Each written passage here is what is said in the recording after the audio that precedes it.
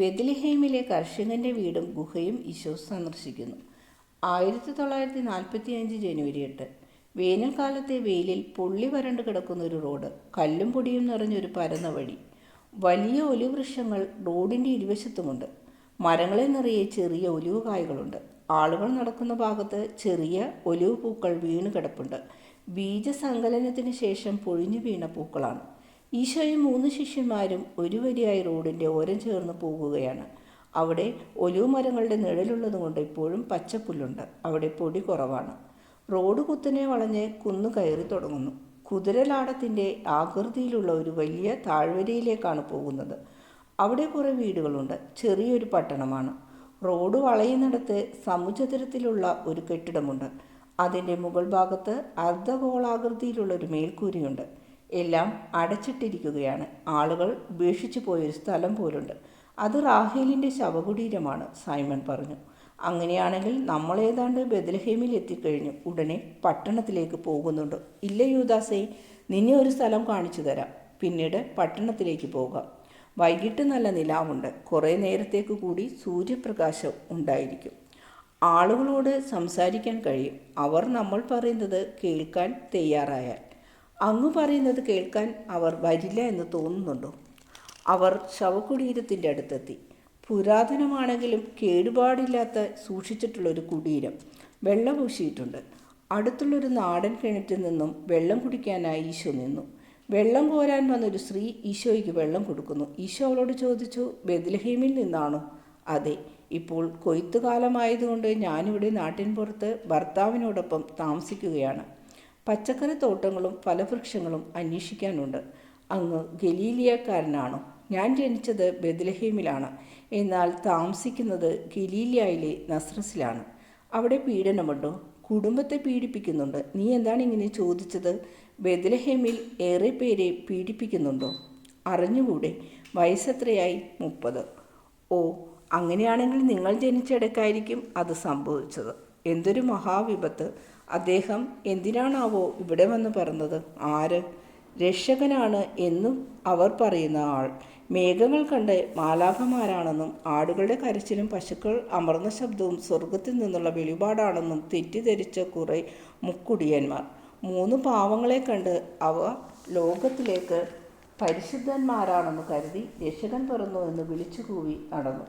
ശപിക്കപ്പെട്ട മടയന്മാർ, അവരെ വിശ്വസിച്ചവരും മുടിയട്ടെ. നിങ്ങളിങ്ങനെ എല്ലാവരെയും ശപിക്കുന്നതല്ലാതെ എന്തു സംഭവിച്ചു എന്നു പറയുന്നില്ലല്ലോ. എന്തിനാണിങ്ങനെ ശപിക്കുന്നത്? പറയാം. നിങ്ങൾ എവിടെ പോകുന്നു? ബെത്ലഹേമിലേക്ക്. എൻ്റെ കൂട്ടുകാരുടെ കൂടെ എനിക്കവിടെ കുറച്ച് ജോലി ഉണ്ട്. പഴയ ചില കൂട്ടുകാരെ കാണണം. എൻ്റെ അമ്മയുടെ സ്നേഹാന്വേഷണങ്ങൾ അവരെ അറിയിക്കണം. ഞങ്ങളുടെ കുടുംബത്തിലെല്ലാവരും ഇവിടെ നിന്ന് പോയിട്ട് കുറേ വർഷങ്ങളായി. എനിക്ക് 3-4 മാസം മാത്രം പ്രായമായിരുന്നപ്പോൾ പോയതാണ്. അതുകൊണ്ട് പല കാര്യങ്ങളും അറിയണമെന്നുണ്ട്.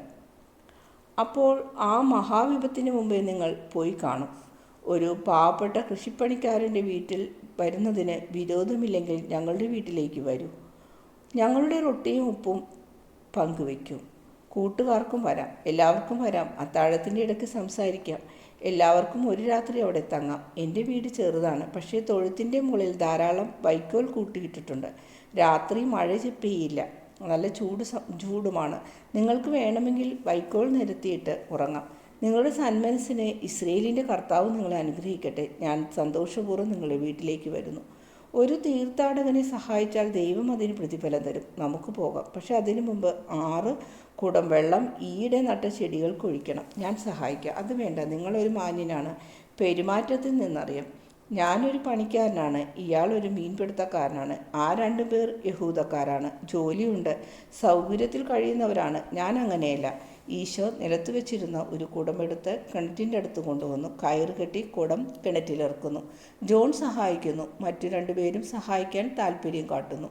എവിടെയാണ് നനയ്ക്കേണ്ട ചെടികൾ? ഞങ്ങൾ വെള്ളം നിറച്ച കുടങ്ങൾ അങ്ങോട്ട് കൊണ്ടുവരാം. ദൈവം നിങ്ങളെ അനുഗ്രഹിക്കട്ടെ. വെള്ളം ചുമന്ന് എൻ്റെ നടുവൊടിയാറായി. വരൂ. ഈശോ കുടം കിണറ്റിൽ നിന്ന് വലിച്ചു കയറ്റുന്നതിനിടയ്ക്ക് 3 ശിഷ്യന്മാർ പോയി 2 ഒഴിഞ്ഞ കുടങ്ങളുമായി വന്നു. കുടങ്ങൾ നിറച്ചു കൊണ്ടുപോയി. ഇങ്ങനെ 3 പ്രാവശ്യമല്ല, 10 പ്രാവശ്യം വെള്ളം കൊണ്ടുപോയി. യൂദാസ് ചിരിച്ചുകൊണ്ട് പറഞ്ഞു, നമ്മളെ ദൈവം അനുഗ്രഹിക്കട്ടെ എന്ന് പറഞ്ഞ് ആ സ്ത്രീയുടെ തൊണ്ട വരണ്ടു. അവരുടെ സാലഡിന് 2 ദിവസത്തേക്ക് ഇനി വെള്ളം ഒഴിക്കേണ്ട. മണ്ണ് അത്രയ്ക്ക് കുതിർന്നിട്ടുണ്ട്. ആ സ്ത്രീക്ക് ഇനി നടു ഒടിക്കേണ്ട. അയാൾ അവസാനമായി കുടവും കൊണ്ടുവന്നപ്പോൾ പറഞ്ഞു, ഗുരു, നമ്മുടെ കഷ്ടകാലം. എന്തു പറ്റി യൂദാസേ? അവൾക്ക് മിശിഹായോട് വലിയ വിരോധമാണ്. ഞാൻ പറഞ്ഞു, ഇങ്ങനെ ശപിക്കരുത്. ദൈവജനത്തിന് കിട്ടിയിട്ടുള്ള ഏറ്റവും വലിയ അനുഗ്രഹമാണ് മിശിഹ. യാക്കോബിനും അതിനുശേഷം എല്ലാ പ്രവാചകന്മാർക്കും ഇസ്രയേലിലെ നീതിമാന്മാരായ ആളുകൾക്കും ദൈവം മിശിഹായെ വാഗ്ദാനം ചെയ്തു.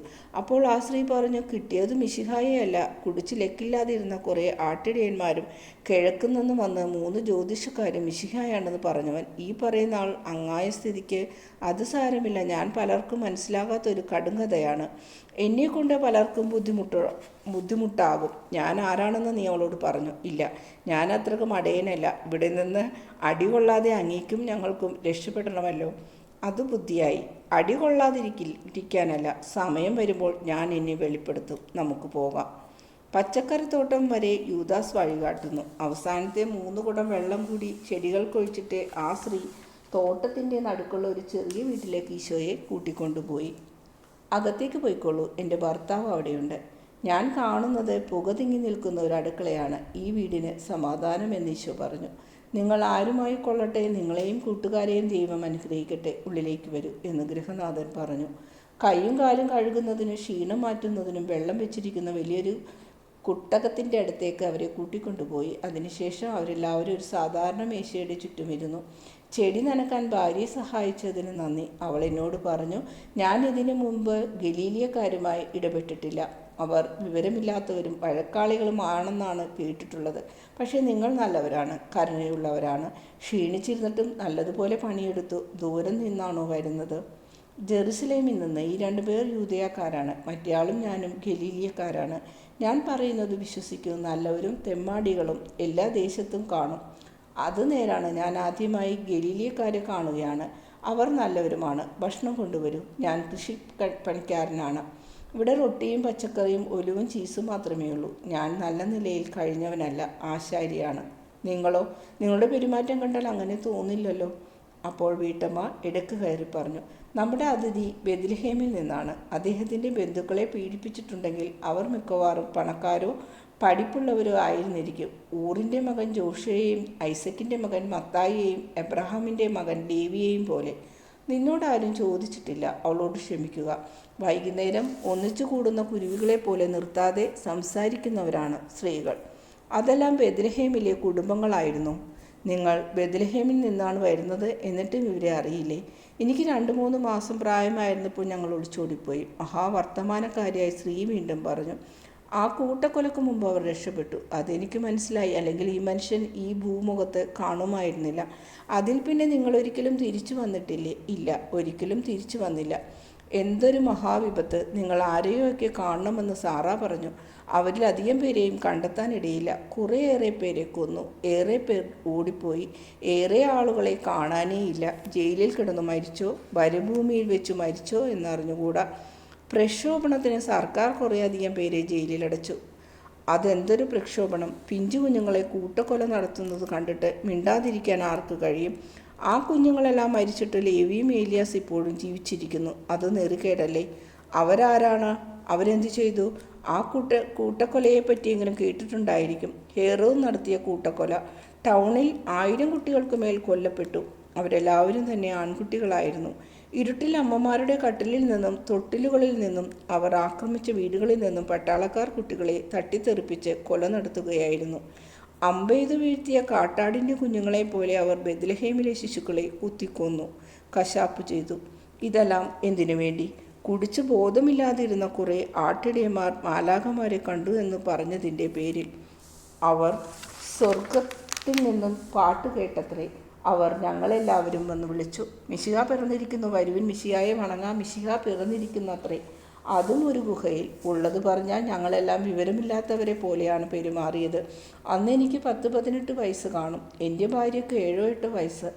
ആട്ടിടയന്മാർ പറഞ്ഞതെല്ലാം ഞങ്ങൾ വിശ്വസിച്ചു. ഗുഹയിൽ ചെന്നപ്പോൾ കണ്ട ഗലീലിയക്കാരിയായ സ്ത്രീ ദീർഘദർശികൾ പറയുന്ന കന്യകാമാതാവായി ഞങ്ങൾ കണ്ടു. പക്ഷേ അവരുടെ ഭർത്താവ് അവിടെ ഉണ്ടായിരുന്നു. ആരോടധികം സംസാരിക്കാത്ത ഒരു ഗലീലിയക്കാരൻ. ആശ്രിയ അയാളുടെ ഭാര്യയാണെങ്കിൽ അവളെങ്ങനെ കന്യകയാകും? ചുരുക്കി പറഞ്ഞ ഞങ്ങളെല്ലാം ഇടിയന്മാർ പറഞ്ഞത് വിശ്വസിച്ചു. ആ കുഞ്ഞിന് സമ്മാനങ്ങൾ കൊടുത്തു. കുഞ്ഞിനെ ഞങ്ങൾ ആരാധിച്ചു. ആ കുടുംബത്തെ നാട്ടുകാർ സ്വന്തം ഭവനങ്ങളിൽ സ്വീകരിച്ച് സൽക്കരിച്ചു. അവർ ഏതായാലും ആ നാടകത്തിൽ അവരുടെ ഭാഗം ഭംഗിയായി അഭിനയിച്ചു. പാവമന്ന, അവൾക്ക് സ്വത്തും പോയി, ജീവനും പോയി. അവളുടെ മൂത്ത മകളുടെ കുട്ടികൾക്ക് അവളുടെ സ്വത്തും ഇത്രയും നഷ്ടമായി. അവരുടെ വീട് തീ വെച്ച് നശിപ്പിച്ചു, തോട്ടം വെട്ടി വെളുപ്പിച്ചു. ഇന്നും ആ ഭൂമി തരിശായി കിടക്കുകയാണ്. എല്ലാം ഹേറോദിൻ്റെ ജെറുസലത്തെ ഒരു കച്ചവടക്കാരനായിരുന്നു. അവരുടെ പറമ്പ് ഇന്ന് ആടുകൾക്ക് മേച്ചിൽ പുറമാണ്. ഇതെല്ലാം സംഭവിച്ചത് ആട്ടിടയന്മാരുടെ കുറ്റം കൊണ്ട് മാത്രമാണോ? അല്ല, ആ 3 മന്ത്രവാദികളുടെയും കുറ്റമാണ്. ചെകുത്താൻ്റെ നാട്ടിൽ നിന്ന് വന്നവർ. ഒരുപക്ഷെ ആട്ടിടയന്മാർ ഈ മന്ത്രവാദികൾ പറഞ്ഞതനുസരിച്ച് പ്രവർത്തിച്ചതാകാം. ബേത്ലഹേമിന് ഇത്ര പ്രശസ്തി ഉണ്ടായതിൽ ഞങ്ങൾ അഭിമാനം കൊണ്ടു. പ്രാർത്ഥനാലയത്തിലെ പ്രധാന ഉപദേശിയെ ഞങ്ങൾ കൊന്നു. ആട്ടിടയന്മാരും മന്ത്രവാദികളും പറഞ്ഞത് സത്യമാണ്. പ്രവാചകന്മാർ ഇങ്ങനെ പറഞ്ഞിട്ടുണ്ട് എന്ന് അയാൾ ആണയിട്ട് പറഞ്ഞു. അതിന് ഞങ്ങൾ അയാളെ കൊന്നു. അപ്പോൾ ഇടിയന്മാരും മന്ത്രവാദികളും കൂടിയാണ് ഈ അപകടം വരുത്തിവെച്ചത്. അങ്ങനെയല്ല, ഞങ്ങളുടെ കുറ്റവുമുണ്ട്. അവർ പറഞ്ഞതെല്ലാം അതേപടി വിഴുങ്ങി. മിശിഹ വരാൻ എത്രയോ നാളായി കാത്തിരിക്കുന്നു. നൂറ്റാണ്ടുകളായുള്ള കാത്തിരിപ്പ്. ഈ അടുത്ത കാലത്ത് പല കള്ളപ്രവാചകന്മാരും വന്ന് മിശിഹായാണെന്ന് സ്വയം അവകാശപ്പെട്ടു. അതെല്ലാം ജനത്തെ നിരാശരാക്കിയിരുന്നു. ഒരുത്തൻ നിങ്ങളെപ്പോലെ ഒരു ഗലീലിയക്കാരനായിരുന്നു. വേറൊരുത്തനുണ്ടായിരുന്നു തെരുവുദാസ്. കള്ളന്മാർ, നുണയന്മാർ മിശിഹ ആണത്രേ. പണമുണ്ടാക്കാൻ ഓരോ വഴി അന്വേഷിച്ച് നടക്കുന്ന ചെപ്പടി വിദ്യക്കാർ. ഞങ്ങൾ ഈ അനുഭവങ്ങളിൽ നിന്ന് ഒരു പാഠം പഠിക്കേണ്ടതായിരുന്നു. അതിനു പകരം പിന്നെ നിങ്ങൾ എന്തിനാണ് ആട്ടിടയന്മാരെയും മന്ത്രവാദികളെയും ഇങ്ങനെ ശപിക്കുന്നത്? നിങ്ങൾ വിഡ്ഢികളായി പോയെങ്കിൽ അതിന് നിങ്ങളെ തന്നെ പഴിക്കൂ. എന്നാൽ സ്നേഹത്തിൻ്റെ കൽപ്പന പറയുന്നത് ആരെയും ശപിക്കരുത് എന്നാണ്. ശപിക്കുന്നവൻ ശപിക്കപ്പെടും. നിങ്ങൾ പറയുന്നത് ശരിയാണെന്ന് തീർച്ചയാണോ? ഒരുപക്ഷെ ദൈവം വെളിപ്പെടുത്തി കൊടുത്ത സത്യമായിരിക്കാം ആട്ടിടയന്മാരും മന്ത്രവാദികളും പറഞ്ഞത്. അവർ നുണ പറയുന്നവരാണ് എന്ന് വിശ്വസിക്കാൻ ഇത്ര തത്രപ്പെടുന്നത് എന്തിന്? കാരണമുണ്ട്. പ്രവചനത്തിൽ പറയുന്ന വർഷങ്ങൾ പൂർത്തിയായിരുന്നില്ല. പിന്നീട് ഞങ്ങൾ ഈ കാര്യം ഓർത്തു. ഇവിടെ രക്തപ്പുഴ ഒഴുകിയതിന് ശേഷമേ ഞങ്ങളുടെ കണ്ണു തുറന്നുള്ളൂ. ദൈവത്തിൻ്റെ തൻ്റെ ജനത്തോട് സ്നേഹാതിരേകം കൊണ്ട് രക്ഷകൻ്റെ വരവ് കുറെ നേരത്തെ ആക്കിക്കൂടെ? എന്തിൻ്റെ അടിസ്ഥാനത്തിലാണ് മന്ത്രവാദികൾ മിശിഹ പിറന്നു എന്ന് പറഞ്ഞത്? അവർ കിഴക്കു നിന്നും വന്നു എന്നല്ലേ നിങ്ങൾ പറഞ്ഞത്? ഒരു പുതിയ നക്ഷത്രത്തെ സംബന്ധിച്ച് കണക്കുകളുടെ അടിസ്ഥാനത്തിൽ യാക്കോബിൻ്റെ ഗോത്രത്തിൽ നിന്നൊരു നക്ഷത്രം നേതൃത്വം ഏറ്റെടുക്കും. ഇസ്രയേലിൽ ഒരാൾ ചെങ്കോൽ പിടിക്കുമെന്ന് എഴുതപ്പെട്ടിട്ടുണ്ടല്ലോ. വലിയ പൂർവ്വപിതാവായ യാക്കോബ് ബെത്ലഹേമിൽ തങ്ങിയില്ലേ? ബെത്ലഹേമിനെ അദ്ദേഹം കണ്ണിൻ്റെ കൃഷ്ണപ്പണി പോലെ സ്നേഹിച്ചില്ലേ? അവിടെ വെച്ചാണല്ലോ അദ്ദേഹത്തിൻ്റെ പ്രിയപ്പെട്ട റാഹേൽ മരിച്ചത്. ജേസയുടെ കുടുംബത്തിൽ നിന്നൊരു ശിഖരം ഉയർക്കും, അയാളുടെ വേരിൽ നിന്നൊരു സന്തതി ജനിക്കുമെന്നും ഒരു ദീർഘദർശി പറഞ്ഞിട്ടില്ലേ? ദാവീദിൻ്റെ പിതാവായ ജേസെ ജനിച്ചത് ഇവിടെയാണ്. സ്വച്ഛാധിപതികൾ പിടിച്ചെടുത്ത ദാവീദിൻ്റെ രാജ്യം മൂടോടെ അവർ നശിപ്പിച്ച ചെടി. അതിൽ നിന്നും കിളിർത്തു വന്ന മുളയല്ലേ കന്യക. അവൾ ഗർഭം ധരിച്ചത് മാനുഷികമായ രീതിയിലുള്ള ദൈവത്തിൻ്റെ തിരുമനസ് പ്രകാരമായിരിക്കണം. അല്ലെങ്കിൽ അവൾ എങ്ങനെ കന്യകയായി ഒരു മകനെ പ്രസവിക്കും? ആ കന്യക പ്രസവിക്കുന്നത് ഇമ്മാനുവേലിനെയാണ്, ദൈവത്തിൻ്റെ പുത്രൻ. ദൈവം തന്നെ ദൈവജനത്തിൻ്റെ ഇടയിൽ ദൈവത്തെ കൊണ്ടുവരുന്നവൻ.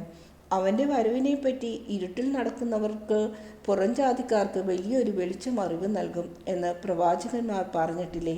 യാക്കോബിൻ്റെ നക്ഷത്രം ബാലാമും ഏശയായും പ്രവചിച്ചിട്ടുള്ള വലിയ വെളിച്ചമായി കൂടെ? മന്ത്രവാദികൾ കണ്ട നക്ഷത്രം റാമായിൽ ഒരു സ്വരം കേട്ടു. റാഹേൽ അവളുടെ കുഞ്ഞുങ്ങളെ ഓർത്ത് കരയുന്ന ശബ്ദമാണ് അത്. എഫ്രത്തായിലെ ശവകുടീരത്തിൽ കിടക്കുന്ന റാഹേലിൻ്റെ അസ്ഥികളിൽ നിന്ന് കണ്ണുനീരൂറും എന്ന് എഴുതപ്പെട്ടിട്ടില്ലേ? രക്ഷകൻ വരികയും പരിശുദ്ധ ജനത്തിന് പ്രതിഫലം ലഭിക്കുകയും ചെയ്യുമ്പോൾ ഇത് സംഭവിക്കും. കൊടുങ്കാറ്റ് കഴിഞ്ഞ് അന്തരീക്ഷത്തിൽ തങ്ങി നിൽക്കുന്ന ജലകണങ്ങൾ മഴവില്ലായി മാറുന്നതുപോലെ ഈ കണ്ണുനീർ തുള്ളികൾ ദിവ്യമായ മന്ദഹാസമായി മാറാനുള്ളതാണ്. പ്രവചനം തുടരുന്നു. ഇതാ ഇവിടെ ആകാശം വീണ്ടും പ്രസന്നമായി.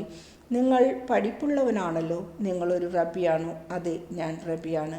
എനിക്കത് തോന്നി. നിങ്ങളുടെ വാക്കുകളിൽ വെളിച്ചവും സത്യവുമുണ്ട്. പക്ഷേ ഈ ബെത്ലഹേമിൽ ഉണങ്ങാത്ത ഏറെ വൃണങ്ങൾ ഇപ്പോഴുമുണ്ട്. മിശിഹായാണ് അതിൻ്റെ കാരണക്കാരൻ. കള്ള മിശിഹായോ സത്യത്തിലുള്ള മിശിഹായോ? മിശിഹയുടെ വരാതിരിക്കുന്നതാണ് നല്ലത്.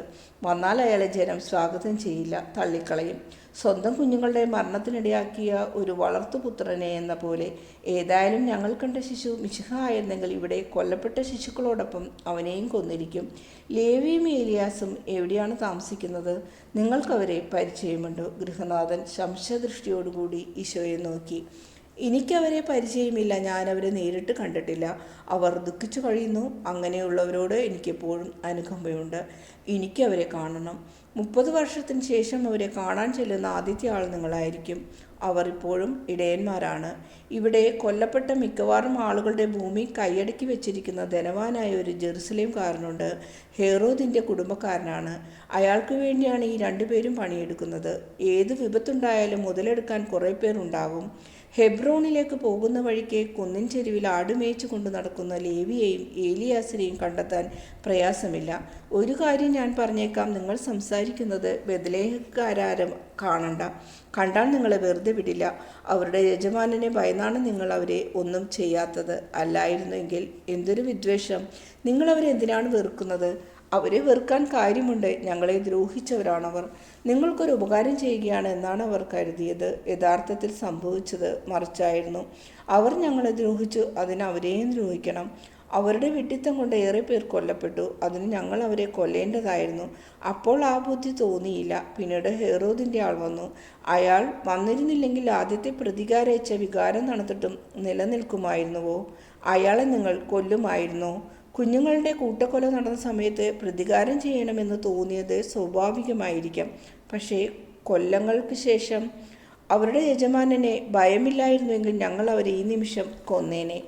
മനുഷ്യ, ഞാൻ നിങ്ങളോട് പറയുന്നു, വിരോധമരുത്, വിദ്വേഷം വേണ്ട, മറ്റുള്ളവർക്ക് ദോഷം വരാൻ ആഗ്രഹിക്കരുത്, തിന്മ പ്രവർത്തിക്കാൻ ഉത്സാഹം കാട്ടരുത്. അവർ തെറ്റൊന്നും ചെയ്തില്ല, അഥവാ ചെയ്താൽ തന്നെ ക്ഷമിക്കൂ.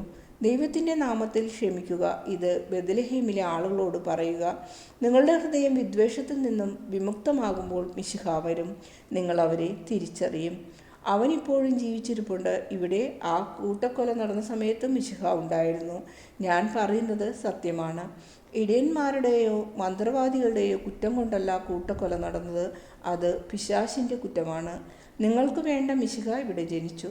തൻ്റെ പൂർവികന്മാരുടെ നാട്ടിന് വെളിച്ചമായി അവൻ വന്നു. കന്യകയായ മാതാവിൻ്റെ മകനായി പിറന്ന ദാവീദിൻ്റെ വംശപരമ്പരയിൽ പെട്ടവൻ. ആ സമയത്ത് ദാവീദിൻ്റെ വംശം തകർന്നടഞ്ഞിരുന്നു. അവർ ലോകത്തിന് അനുഗ്രഹങ്ങളുടെ ഒരു പ്രവാഹവുമായാണ് വന്നത്. അവൻ ലോകത്തിന് പുതിയൊരു ജീവൻ നൽകി. ഇറങ്ങു പുറത്ത്, ഇവിടെ നിന്നും പോകൂ. നീയും ആ കള്ളമിശിഹായുടെ അനുയായികളാണ്. ഞങ്ങൾക്ക് ബെത്ലഹേംകാർക്കെല്ലാം കഷ്ടകാലവുമായി വന്ന അയാൾ മിശിഹായാകാൻ തരമില്ല. നീ അയാളെ രക്ഷിക്കാൻ നോക്കുന്നു. മിണ്ടാതിരിക്കൂ. ഞാനും യൂദയക്കാരനാണ്. എനിക്ക് സ്വാധീനമുള്ള സുഹൃത്തുക്കളുണ്ട്. താൻ പറഞ്ഞ ഈ മര്യാദയില്ലാത്ത വാക്കുകൾക്ക് തന്നോട് പകരം ചോദിക്കാൻ എനിക്ക് പറ്റും. യൂദാസ് ചോദിച്ചു. കൃഷിക്കാരൻ്റെ ഉടുപ്പിൽ ബലമായി പിടിച്ച് അയാളെ കുലുക്കിക്കൊണ്ട് കോപിച്ചു പറിച്ചാണ് യൂദാസ് സംസാരിച്ചത്. വേണ്ട വേണ്ട, നിങ്ങളിവിടെ നിന്നും പോയാൽ മതി. ബെത്ലഹേമിലെ ആളുകളോട്, റോമൻ അധികാരികളോടും ഹെറോദിനോടും ഇടയിൽ ഇടയാൻ ഞാൻ ആളല്ല. ശപിക്കപ്പെട്ടവരെ പോകൂ, അല്ലെങ്കിൽ ഞാൻ നിങ്ങളെ അടിച്ചു പുറത്താക്കും. യൂദാസേ, നമുക്ക് പോകാം. അയാൾ എന്തും പറയട്ടെ, അത് കൂട്ടാക്കേണ്ട. അയാൾ അയാളുടെ വിദ്വേഷത്തിൽ കഴിയട്ടെ. കഠിനമായ വിദ്വേഷം വെച്ചു പുലർത്തുന്നിടത്ത് ദൈവം പ്രവേശിക്കില്ല. നമുക്ക് പോകാം. ഞങ്ങൾ പോകുന്നു. പക്ഷേ നിന്നെ ഞാൻ വെറുതെ വിടില്ല. യൂദാസേ, അങ്ങനെ പറയരുത്. അവർ കുരുടന്മാരാണ്. ഇത്രം ഏറെ കുരുടന്മാരെ നാം വഴിനീളെ കാണും. സൈമനും ജോണും ആദ്യമേ വീടിന് പുറത്തിറങ്ങി. പിന്നാലെ യൂദാസും ഈശോയും പോന്നു. തൊഴുത്തിൻ്റെ അപ്പുറത്ത് കൃഷിക്കാരൻ്റെ ഭാര്യ നിൽപ്പുണ്ടായിരുന്നു. അവൾ പറഞ്ഞു, പ്രഭോ, എൻ്റെ ഭർത്താവിന് മാപ്പ് കൊടുക്കണം. ഇത്രമാത്രം ബുദ്ധിമുട്ടുണ്ടാക്കാൻ ഞാൻ കാരണമാകുമെന്ന് വിചാരിച്ചില്ല. ഇതാ, ഇത് കൊണ്ടുപോയിക്കോളൂ. നാളെ രാവിലെ ഇത് കഴിക്കാം. ഇപ്പോൾ ഇട്ടതേ ഉള്ളൂ.